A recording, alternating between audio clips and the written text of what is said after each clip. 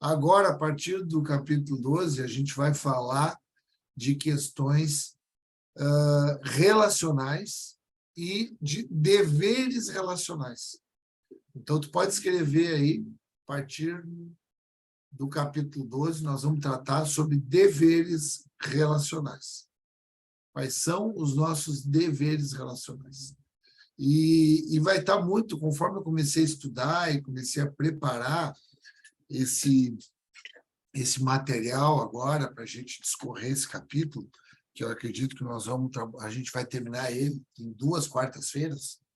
Na quarta-feira que vem, eu espero conseguir finalizar. Nós vamos trabalhar o compromisso dessa pessoa transformada, que é transformado também nas relações, no relacionamento. Qual é o compromisso relacional? Então, a gente vai falar de 4 aspectos. Pode anotar aí. 4 aspectos relacionais, né? O primeiro aspecto relacional é o compromisso com Deus. Eu comecei a ler isso aqui, comecei a preparar, né, esses módulos, e, para mim, ficou um capítulo assim, muito parecido com aquilo que a gente recebeu no final do ano, na troca ali de ano, né, que foi comprometimento, Tiago.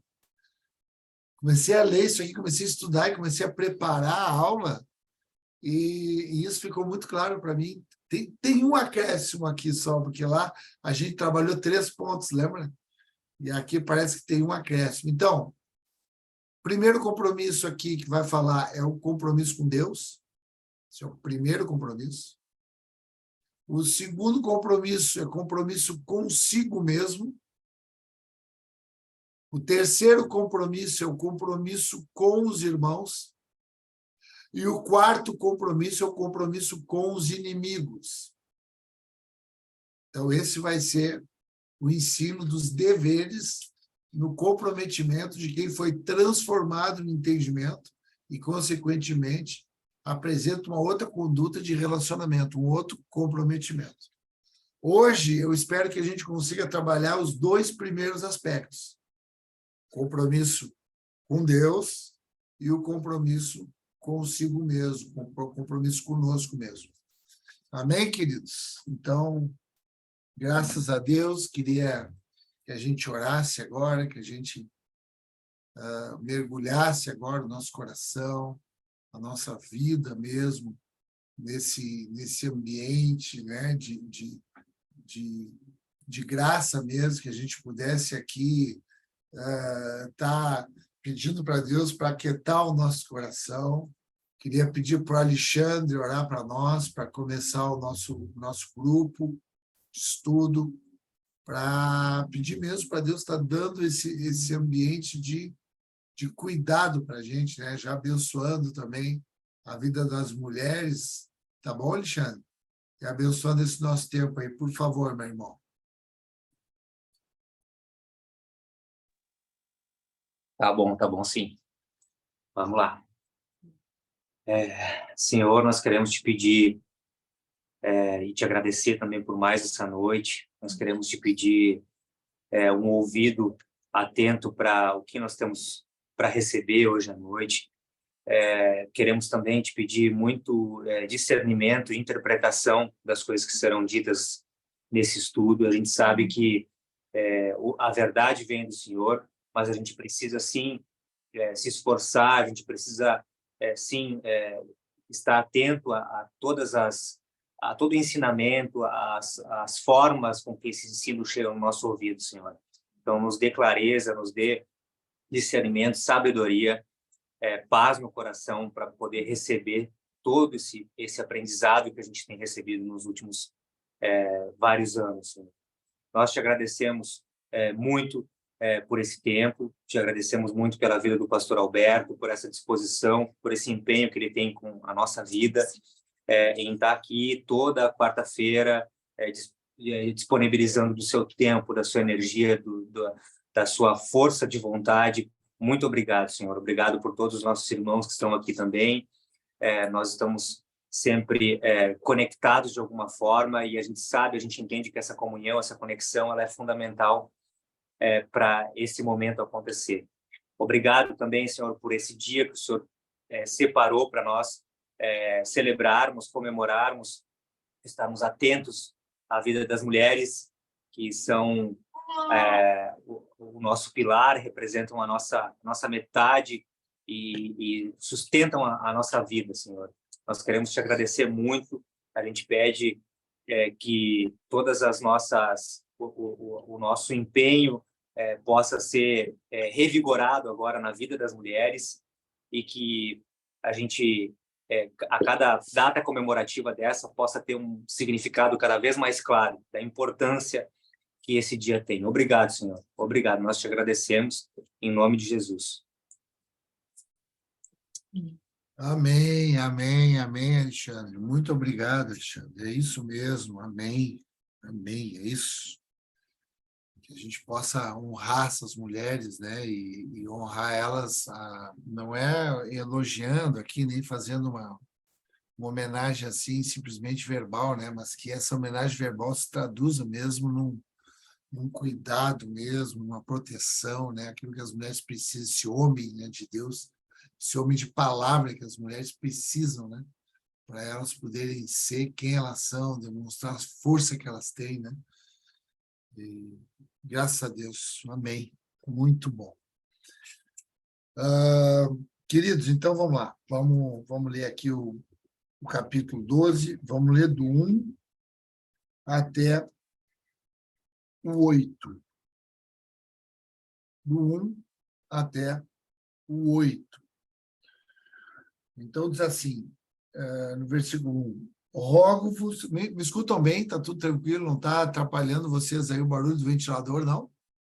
O ventilador ligado aqui não atrapalha? Tudo certo? Tá bom. Rogo-vos, pois, irmãos, pelas misericórdias de Deus, que apresenteis o vosso corpo por sacrifício vivo, santo e agradável a Deus, que é o vosso culto racional. E não vos conformeis com esse século, mas transformai-vos pela renovação da vossa mente, para que experimenteis qual seja a boa, agradável e perfeita vontade de Deus. Porque pela graça que me foi dada, digo a cada um de vocês que não pense de si, antes pense com moderação, segundo a medida da fé que Deus repartiu a cada um. Porque assim como num só corpo temos muitos membros, mas nem todos os membros têm a mesma função. Assim também nós, conquanto muitos, somos um só corpo em Cristo e membros uns dos outros. Tendo, porém, diferentes dons segundo a graça que nos foi dada. Se profecia, seja segundo a porção de fé. Se ministério, dediquemo-nos ao ministério. Ou que ensina, esmere-se no fazê-lo. Ou que exorta, faça-o com dedicação. O que contribui com liberalidade. O que preside com diligência. O que exerce misericórdia com alegria. Amém. Até aí. Os versículos dois primeiros são muito conhecidos, né? Os dois primeiros versículos, a gente aqui como comunidade trabalhamos muito repetidamente, né? Esses dois primeiros versículos, né? Só que ele tem uma riqueza muito muito profunda quando a gente começa a refletir, né? E a dissecar eles, né? De forma mais cuidadosa e profunda. Então, esses dois primeiros versículos é a parte que fala do nosso compromisso, do relacionamento com Deus. Então, o apóstolo Paulo está dizendo assim, eu rogo-vos pelas misericórdias de Deus. Então, ele já começa aqui num clamor, num pranto. E aqui ele já faz uma ligação doutrinária com tudo que ele falou nos primeiros 11 capítulos. Porque quando ele diz rogo-vos pelas misericórdias, e ele traz e no plural, misericórdias, ele já está fazendo alusão. Quais são as misericórdias de Deus? São as misericórdias que se lançaram salvando o perdido. As misericórdias que trazem ali justificação, que trazem ali santificação, que trazem ali o espírito de adoção. Essas são as misericórdias. Então, ele diz assim, eu rogo-vos que, por impulso dessas misericórdias de Deus, vocês apresentem. E aqui esse verbo apresentar, ele é o mesmo verbo que é o entregar o sacrifício para o sacerdote no templo. Então, esse apresentar é como que apresenta, como que entrega o sacrifício, como que entrega o cordeiro. Ele está dizendo, é que fala lá em João, Deus amou de tal maneira que entregou, é o mesmo verbo, que apresentou seu Filho unigênito, para que todo aquele que nele crê não pereça, mas tenha a vida eterna. É o mesmo sentido. Então, eu rogo-vos. Por que tem que ser pelas misericórdias? Porque para se ter uma ação dessa magnitude, dessa grandeza, só com o impulso do Espírito, o impulso das misericórdias, com o conhecimento do que Deus fez por nós. Que daí vai vir agora uma entrega voluntária. Porque era isso que eles faziam, entregavam o sacrifício para o sumo sacerdote, aquele sacrifício, aquele animal sem defeito, aquele animal perfeito, ele era ali repartido, algumas partes do corpo dele era colocado em cima do altar e era queimado, e aí subia aquela fumaça, aquele animal queimado no fogo, como um aroma suave diante de Deus. Era um sacrifício entregue. Era a expressão do perdão, que Deus perdoava toda negligência, todo equívoco, toda humanidade, toda iniquidade do seu povo. Era assim que era a parte técnica do sacrifício, que foi cumprida em Jesus Cristo. Então, hoje ele está dizendo, vocês entreguem o corpo de vocês agora, só que hoje nós não precisamos entregar o nosso corpo para ser morto, porque Jesus Cristo fez isso por nós. Ele se entregou como sacrifício definitivo. Então, agora vocês façam a mesma coisa pelas misericórdias do Senhor. Aquilo que o Senhor fez, vocês também agora se deixem fazer. Entreguem esse sacrifício santo, vivo, porque é isso que é agradável a Deus. É esse que é o sacrifício que agrada a Deus. E é o culto racional. Esse é o culto racional. E quando falo culto racional, está falando que é o culto intencional. Então, coloca aí, faz uma referência aí ao sacrifício, faz uma referência que essa entrega é como se fosse é o mesmo verbo do apresentar, apresentem, e fala esse culto racional, é essa intencionalidade coerente, escreve isso. Culto racional é intencionalidade coerente. Que coerência? Nós que estamos no culto, que estamos adorando, que estamos falando, que estamos aprendendo, que estamos ensinando, que estamos ali na nossa liturgia, louvando a Deus, levantando as nossas mãos, orando, que isso aí também seja representado coerentemente no nosso comportamento todos os dias em tempo integral.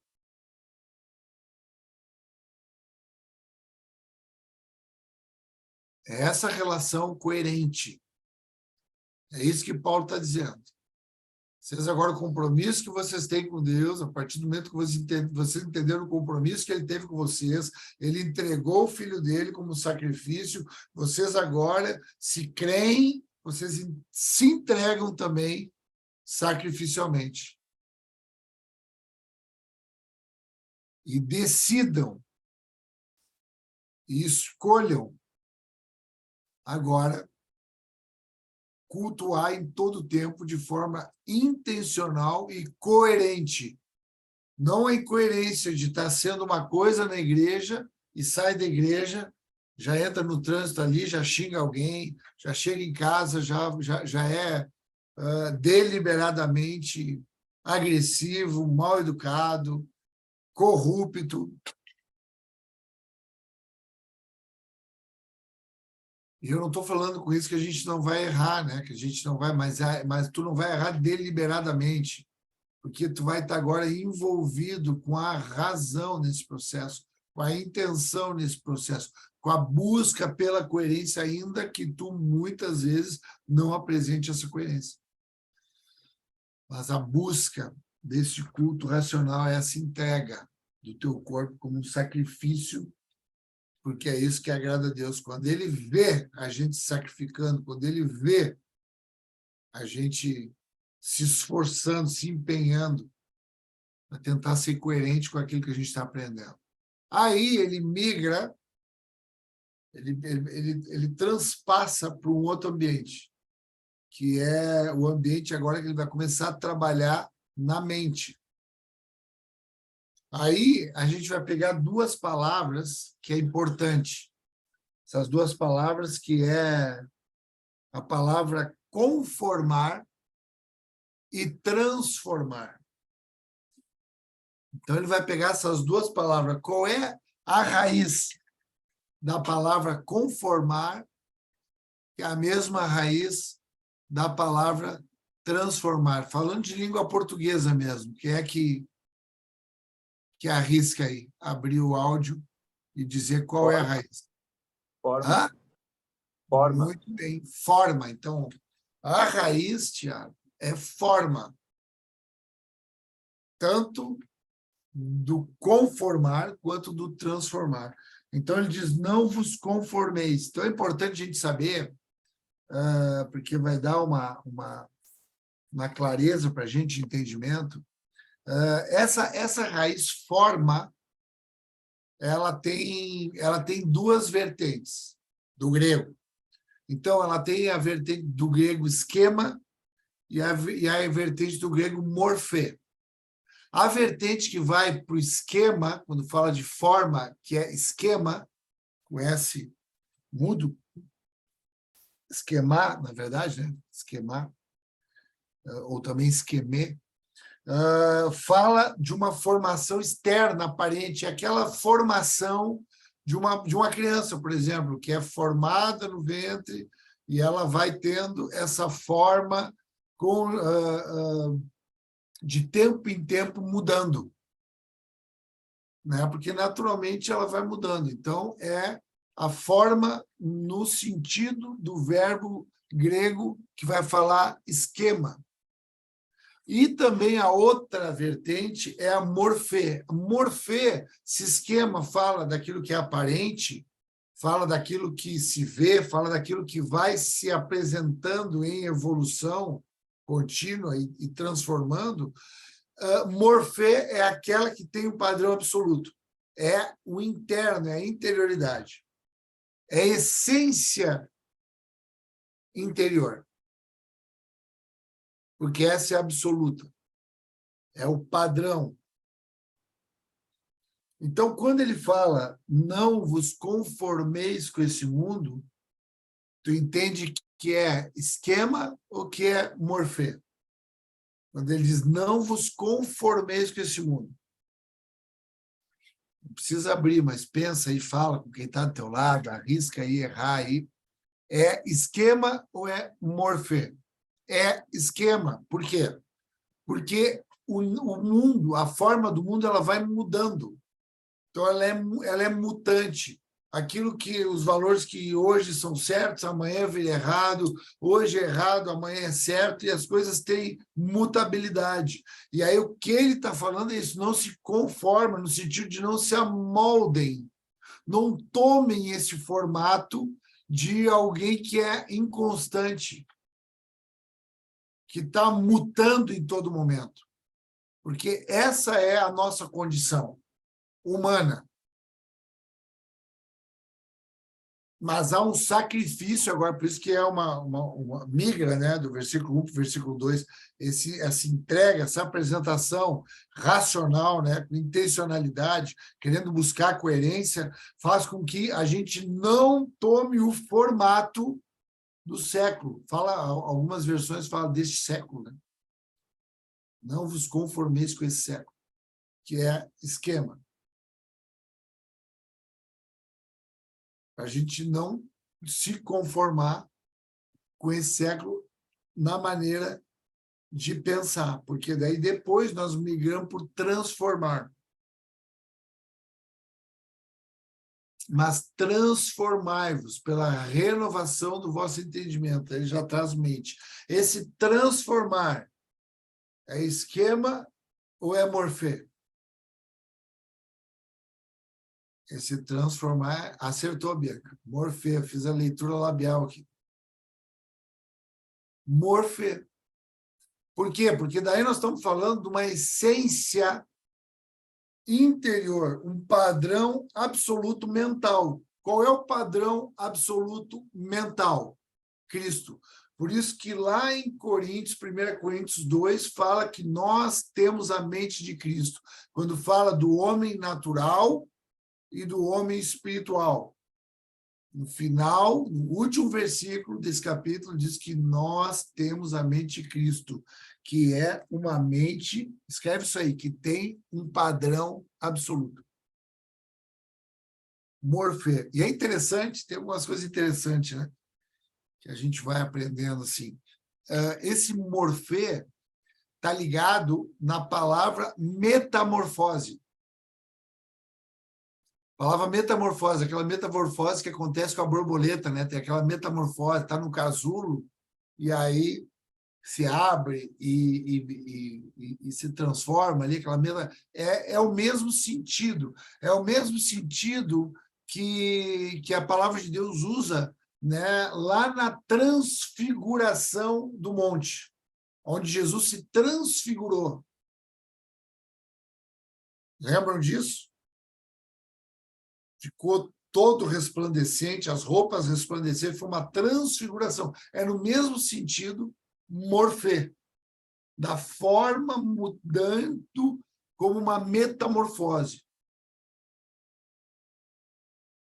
Então, é o mesmo sentido dessa mudança de mente. Então, o que ele está dizendo é que nós precisamos entregar o nosso corpo na relação de comprometimento com Deus, a partir do compromisso que ele teve conosco, entrar em obediência agora, raciocínio, racional, intencional, para ganhar coerência de não tomar esse molde do mundo, mas trabalhar com a transformação que vem pela palavra, que é uma metanoia da nossa mente, para que a gente ganhe esse padrão absoluto. O que é esse padrão absoluto da mente? É a capacidade agora de pensamento.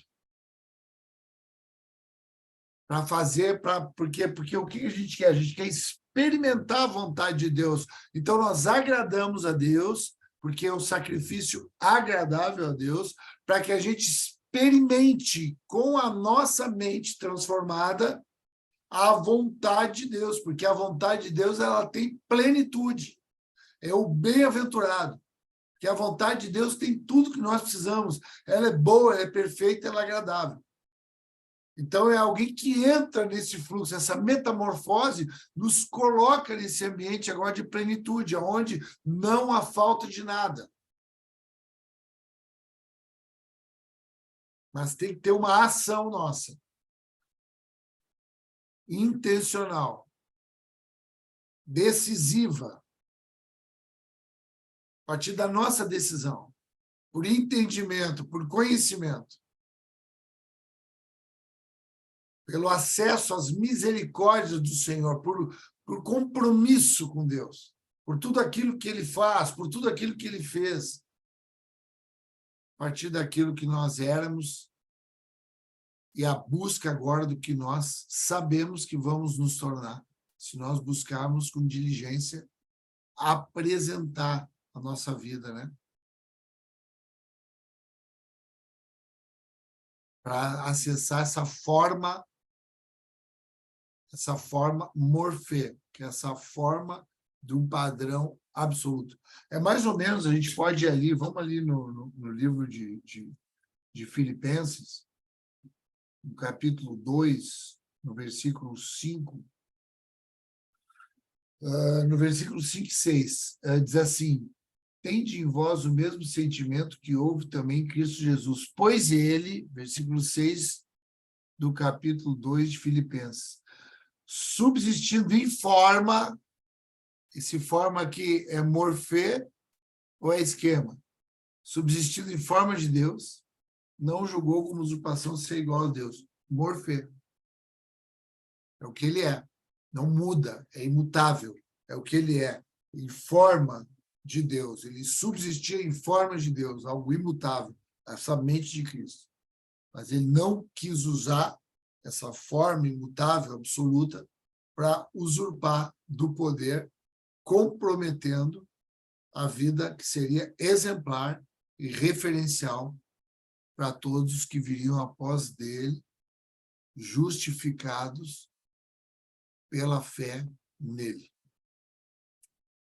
Amém, irmãos? Estamos juntos aqui? Dá para ir compreendendo? Graças a Deus. Então, esse é o primeiro ponto, né, que eu queria abordar, que é o nosso compromisso com Deus, né, trabalhando essa questão do conformar e transformar, essa raiz esquema e, sobretudo, o sacrifício, a apresentação do nosso corpo vivo. Trabalhando aí agora nessa mudança. Entender, não, isso aqui eu não faço, isso aqui eu não posso me tomar essa forma aqui, porque agora eu me transformo naquilo que é absoluto, que é a mente de Cristo, porque daí sim eu posso experimentar não só aquilo que humanamente eu posso desfrutar, mas aquilo que espiritualmente eu fui feito para experimentar na relação com Deus, na sua bondade, na sua perfeição. Graças a Deus. Aí entra, a partir do versículo 13, agora nós vamos falar do outro aspecto, que é o aspecto agora conosco, compromisso agora conosco, como é que a gente vai levar, porque agora a gente migra, tu pode perceber que ele vai migrando do primeiro versículo, sacrifício, agora migra para o segundo, que é a mente transformada agora, e agora aquele corpo entregue, agora vai expandir para um corpo coletivo. Vai vir uma consciência de um corpo coletivo.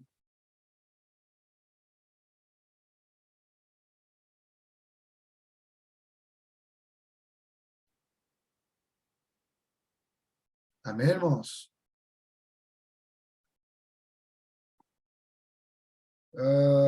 Então, ele começa dizendo ali, né? Porque esse conhecimento é importante, só para a gente finalizar aquele primeiro ponto ali, acho que é bom a gente escrever isso. O conhecimento da vontade de Deus, que é experimentar a vontade de Deus, é conhecer a vontade dele, né? O conhecimento, ele não é uma causa, ele é uma consequência. Qual consequência? Consequência de quem entrega o seu corpo voluntariamente.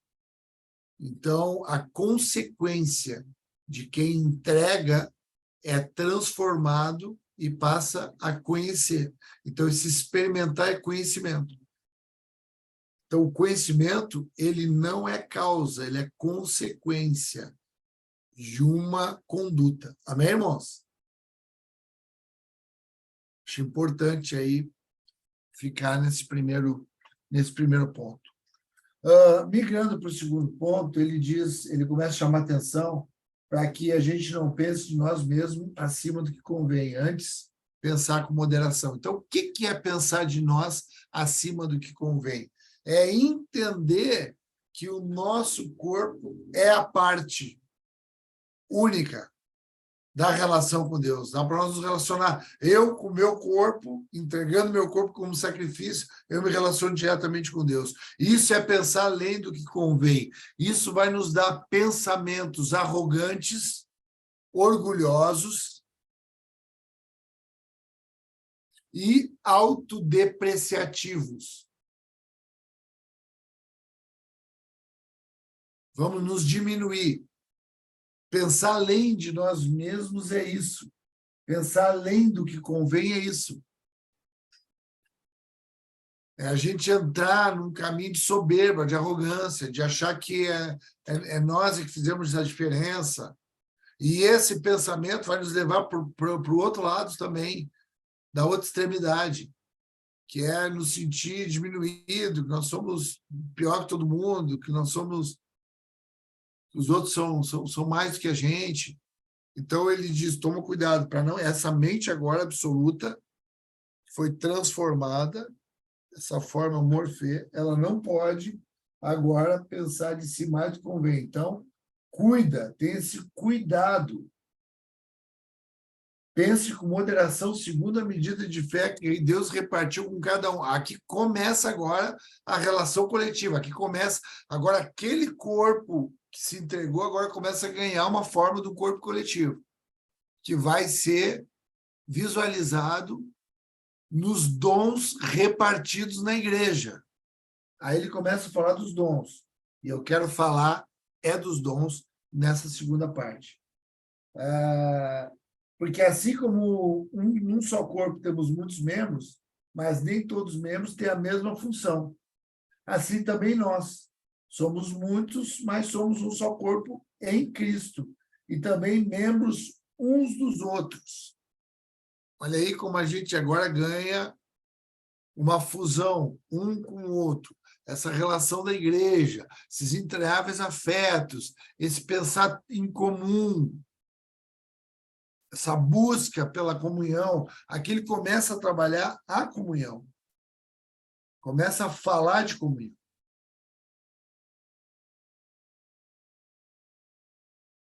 Começa a pregar comunhão. Depois ele vai continuar. Depois lá no 13, no 4, quando o compromisso é com os irmãos e com os inimigos, a gente vai ver sobre isso também. Então ele começa a falar da comunhão.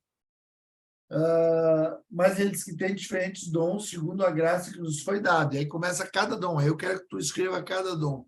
Se profecia, se for a profecia, seja a segunda porção de fé. Então, primeiro é a profecia. Então, profecia, irmãos, a gente tem que conhecer o que é profecia. O que ele está falando segundo a profecia? Profecia não é alguém vir falar em línguas estranhas, te dar ali uma revelação. Pode acontecer isso também, mas não é isso que Paulo está se referindo aqui nesses dons do corpo. Ele está dizendo pessoas que vêm ali e trazem a palavra de Deus, que pregam a Bíblia. Essa é uma revelação. Isso é uma revelação profética. É sobre isso que ele está tratando. Essa condição que nós temos de falar, de explanar as coisas de Deus segundo a sua palavra, de forma profética, voltando as coisas para aquilo que já foi fundamentado. E não lançando para aquilo que é a nossa expectativa. Então, esse é o dom de profecia segundo a porção de fé recebida. Então, primeiro é essa profecia. São as partes repartidas em dons desse corpo. Depois, o segundo, ele fala de ministério. Então, ele fala, se é o ministério, dedique-se ao ministério. Quando fala de ministério, aqui está falando de diaconia. É serviço, é gente que serve. A gente tem algumas denominações, né, os diáconos ali, que são ali consagrados, que são... Só que isso aí é para todos nós. Todos nós temos responsabilidade de apresentar esses dons, de trabalhar esses dons. Alguns de nós têm esses dons de forma implantada em nós, que é mais natural. Agora, a gente trabalha também, não precisa ser um diácono para tu exercer o ministério, para tu ser um ministro. O ministro, a figura do ministro no sentido político é nesse sentido, é alguém que trabalha para os outros, é alguém que trabalha para o povo, é alguém que se dedica para o serviço.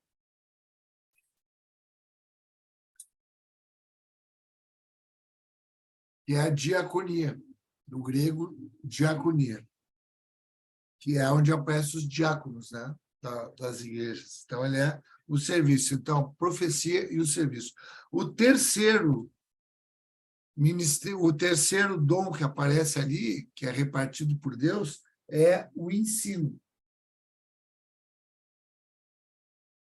Aí diz que o que ensina, esmere-se no fazer. O ensino é aquele que tem o dom de montar didaticamente um trabalho em cima dos princípios, em cima das escrituras, baseado, alicerçado na palavra de Deus, e traz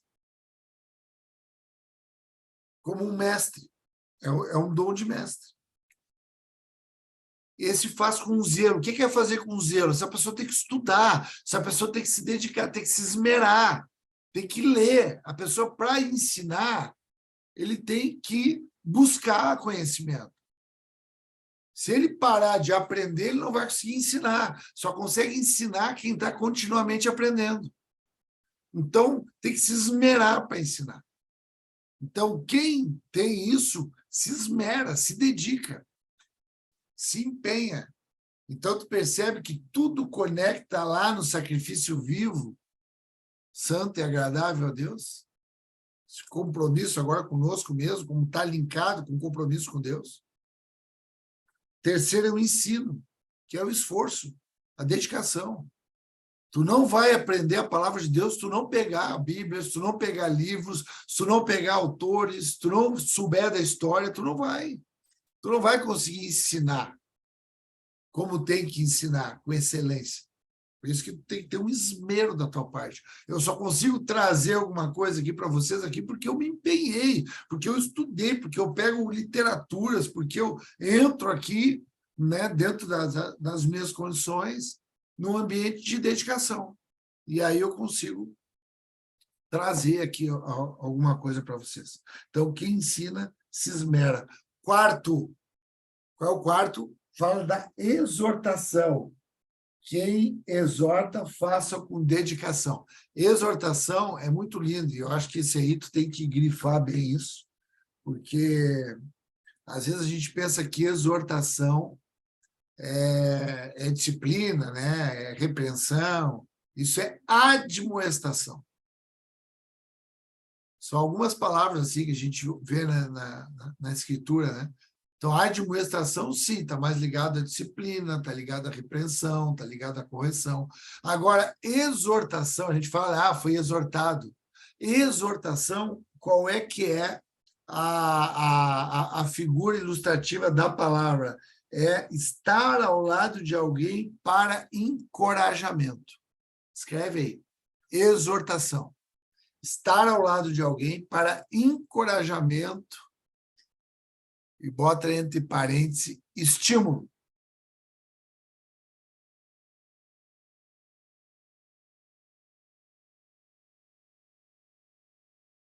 Então, quem exorta chega do lado da pessoa, é uma coisa nata dele. Ele chega do lado da pessoa, ele já encoraja, ele já dá uma palavra de estímulo para a pessoa, ele diz, não, vamos lá que vai dar certo, vamos lá que Deus é contigo, vamos lá que isso não é assim, isso não é assim que está acontecendo, isso tem outra interpretação. Ele tem esse dom nele, de exortação. Quem exorta, faz com dedicação, se dedica. Chega perto da pessoa, se dá com isso. É lindo ter dentro da igreja pessoas com esse dom, irmãos. Pessoas que exortam, pessoas que chegam ali, se dá conta e anima aquela pessoa, né? Estimula aquela pessoa. Não é mima aquela pessoa, mas estimula aquela pessoa. Ele tem o dom Ele traz aquela pessoa de novo, tira aquela pessoa do lugar de desânimo e traz aquela pessoa para o lugar de esperança, de energia, de vigor. Então, esse é o quarto. O quinto fala da contribuição. Então, quem contribui, que faça com liberalidade. Então, a contribuição, quem é? É aquela pessoa que ele tem, esse que contribui, geralmente ele é o cara que tem recursos. Deus dá recursos para ele poder ser usado com generosidade no fluxo do suprimento material da provisão da vida da comunidade, da vida da igreja. Então, ele contribui, ele faz isso com generosidade, com liberalidade, ele tem isso no coração dele.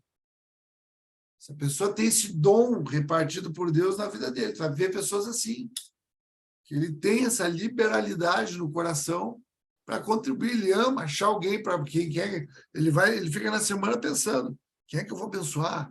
Quem é que eu vou ofertar? Quem é que eu vou derramar minha vida? Ele tem esse dom de generosidade.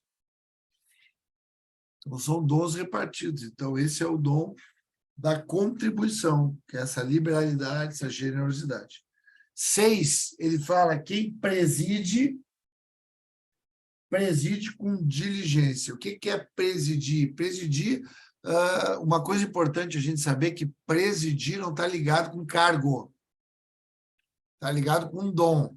Quem preside é um líder, é liderança. Ele lidera, é uma coisa nata dele, ele preside, ele lidera, ele guia, ele orienta.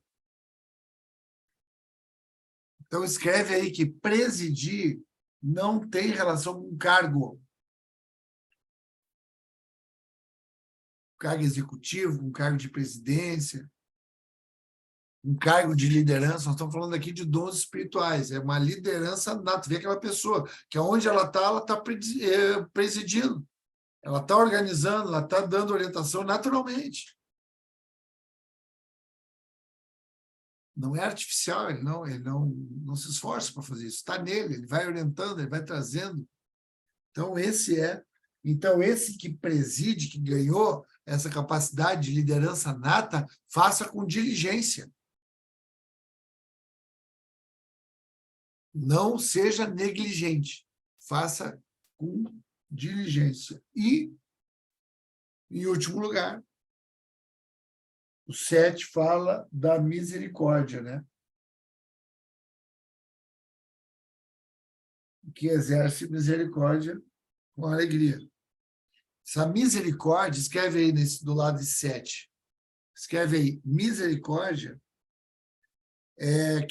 misericórdia quer dizer assim, ó, quer dizer jogar o seu coração na miséria do outro. Isso que é misericórdia, tu lançar o teu coração na miséria do outro. É tu identificar a miséria de alguém e ali lançar o teu coração naquela miséria e entrar junto naquele processo de miserabilidade, como aquele que está junto agora, andando junto, dentro daquele ambiente de miséria, para que a misericórdia, e ela é interessante porque ela é exercida, isso que é um dom também nato, alguns que têm essa misericórdia, ele faz isso com alegria. Isso não é um esforço, uma coisa, preciso lá, preciso ter. Não. Isso ele é assim, se lança, ele observa, ele pega, ele consegue identificar a miséria de alguém e ele lança o seu coração na miséria daquela pessoa. Na miséria momentânea que aquela pessoa está vivenciando. Então, ele lança o seu coração. Às vezes não é nem falando com a pessoa. Às vezes é só sabendo que a pessoa está naquela miséria e se lança. Ele ora, ele chora, ele se empenha, ele pensa. Ele trabalha com alguém na comunidade para que alguém vá lá e converse, mas o coração dele está na miséria daquela pessoa. Então, nas nossas misérias, as misericórdias do Senhor. Então, olha como fecha. Eu rogo pelas misericórdias. E aí finaliza aqui com o dom de misericórdia. Como quem diz, Deus se lançou na minha miséria, se lançou na minha miséria, me animou, com alegria, me tirou daquele estado. Isso agora a gente tem também condição de fazer isso. E para finalizar, queridos, e todos esses dons aqui, isso não é coisas especiais. Alguns de nós têm isso com mais naturalidade, porque é uma coisa nata, mas todos nós podemos exercer todos esses dons aqui e outros mais que nós vamos ver na semana que vem, como é que a gente tem que fazer com os nossos irmãos e também com os nossos inimigos. Amém, queridos? Era até aqui que eu queria ir. Deixa eu ver como é que está o horário. Ó, bem certinho no meu relógio aqui. É 21h30. Isso foi em homenagem às mulheres, Ali, que eu terminei bem na hora hoje. Então, eu acho que tem algum conteúdo aí para a gente poder pensar um pouco nesses dias, nessa semana. Na semana que vem, a gente ia partir do versículo 9 até o final, o versículo 21, falando, se nós falamos hoje do nosso compromisso com Deus e do nosso compromisso conosco mesmo, semana que vem nós vamos falar do nosso compromisso com os irmãos e do nosso compromisso com os nossos inimigos. Qual é o nosso dever relacional? Porque alguém que foi transformado, ele foi transformado também no relacionamento. Com Deus, conosco, com os irmãos e com os inimigos. Amém? Graças a Deus. Eu vi uma mãozinha levantada aí, era Lário ou Tiago?